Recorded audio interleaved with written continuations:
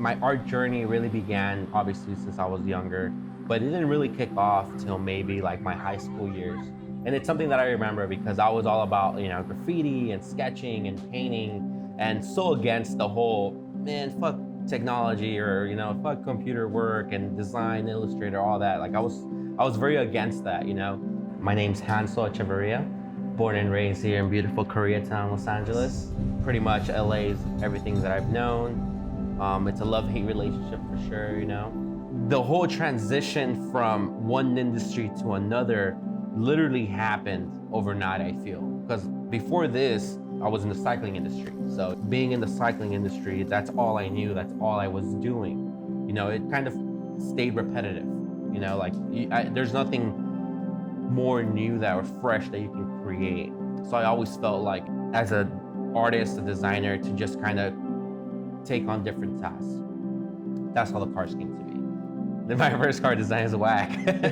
Compared to what it is now, like I was like, damn, that shit was, like a lot has transitioned, a lot has changed as I kept doing it, I found better ways to show certain things, I never thought of it as a brand. I never thought about it as monetizing. It was always just a fun project for me. Again, for me, it was more about just creating more art, finding more ways to do it. I did a few card designs first before I even did pins, and when I first did my first pin, it was based off of a Subaru rally racing car from like 2005. And again, for me, it was literally fucking, should I do this? Should I try this? Should I do pins? I saw that pins were coming up with like a lot of the streetwear brands. And then I popped into DesignerCon, and I remember because I went there broke, it was fucking hilarious. Like we had literally just bought tickets and we went there just to go walk around. We had like maybe like 20 bucks to spare or something, like to buy like some shit. And we noticed a lot of the artists were selling lapel pins. We're like, oh shit, like, and again, it's one of those things that in my position at that time, I only had 20 bucks, So I'm like, cool, I'll buy 2 pins, I have something that commemorates me going to DesignerCon, So that's kind of what kind of motivated, like, oh, maybe I should do some car pins, Because I started noticing you have Fast and Furious, you have Initial D, like all these avenues of, and I'm like, there's no artists creating stuff for that, even though for a fact there's a fan base, And so that was my approach to it, maybe create something for the car culture that you hadn't seen, And that's kind of how it all started. First time the bots attacked my website, which was actually earlier this year for the Leen F40, it was very unexpected. Like I just didn't expect that at all, I've always liked to take care of my fan base, my customers, my collectors, especially people that have seen the come up. And when I uploaded the Ferrari, dude, bots grabbed it as soon as I clicked available. Yeah, and they were sold out at 9 a.m. Like as soon as the website came live, they were gone. And they took everything. We were checking it, and sure enough, we're monitoring it, and we noticed that there's a lot of active users because they're, obviously they go after keywords. So I put Polaroid of Leen F40. And next, boom, some sales starts coming up, and that's because they have their automated software still on. I shipped a few out, but the shit that sucked was I still got hit with chargebacks.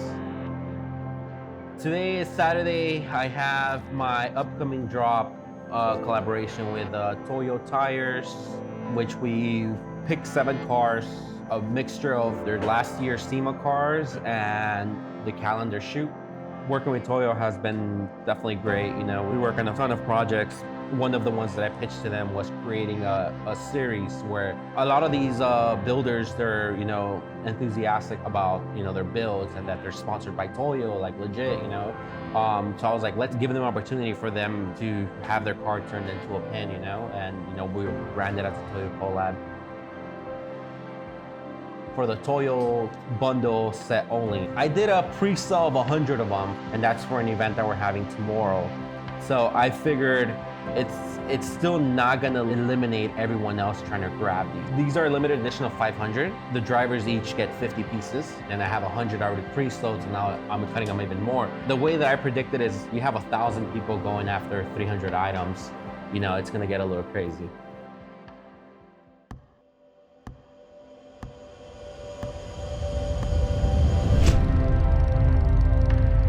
with the whole COVID thing going on, gatherings aren't allowed. We wanted to create something that still promotes like social gathering, that still ensures that people are, away from each other, keeping, their distance and all that. So what better way than to stay in your own car and just pull up and, grab some merch and, some coffees.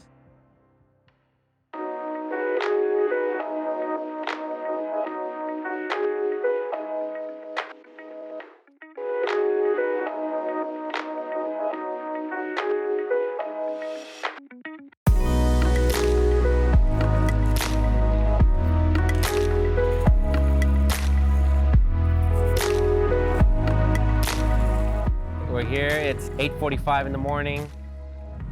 Seems to be a really good turnout. We got cars, hopefully we don't piss off the neighbors.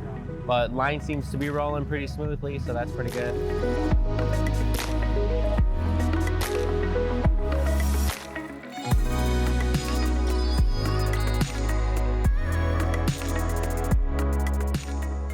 So with the whole pandemic and obviously the COVID just shutting a lot of these events down, we're obviously left with a need, I feel, as some car enthusiasts are looking at cars and coffee meets and finding an excuse to get out and drive their cars. It's been something that we've been thinking about, and I worked with Full Service last year, so we've talked about creating another event. I wanted to create something that promoted some sort of safe gathering that didn't insist of people being everywhere, So that's kind of how the idea started brewing up, just kind of creating something for the people, The planning side was, how do we implement a system that gives actual collectors, enthusiasts, fans a chance to be able to secure one without having to worry about my actual drops, which stuff tends to sell out and go a little crazy. Part of the Toyo Tires collaboration is highlighting some of the cars that are actually on Toyo. One of the ones we do have here is BC Moto's 935 electric Tesla swap. We have Oaks Taco's Renault, which is kind of like a rat rod style build, really super clean. We have the S2000 as well, swap carbon Veris kit. And we also have another guest that's going to be coming, which is John from Slang 500 and his custom Roadster wide body 993. So far, there's a steady crowd. There's both walk-ins and drive-ups. Seems to be that people aren't too irritated and waiting in their AC cars, which is great. It's already 9 in the morning, about to be 100 degrees out here, which is pretty nuts. So I just definitely huge shout out to everyone out here, supporting the event, burning with us.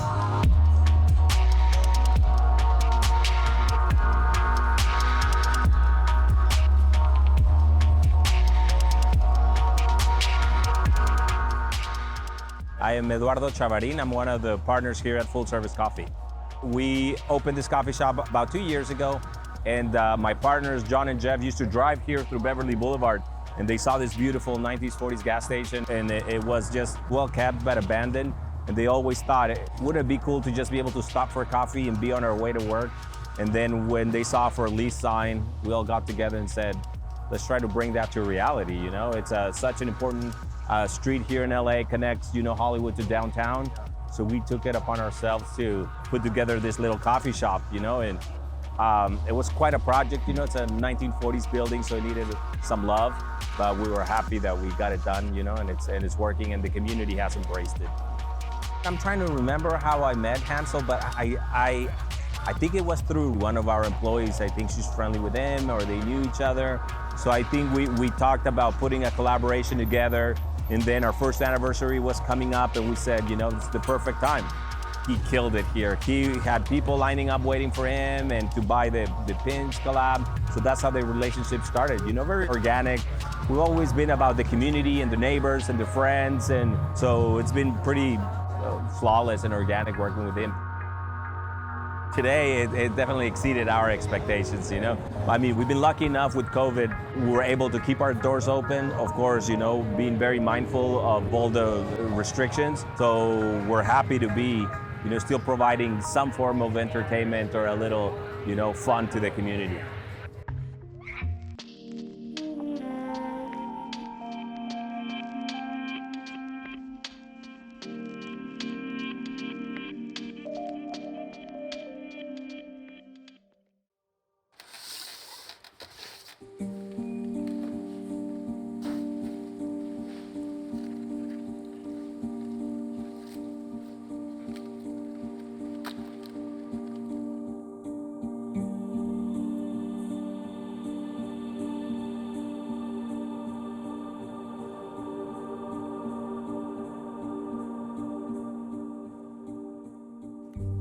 So this is what we're gonna try to accomplish today, right? All the labels that we've pre-printed.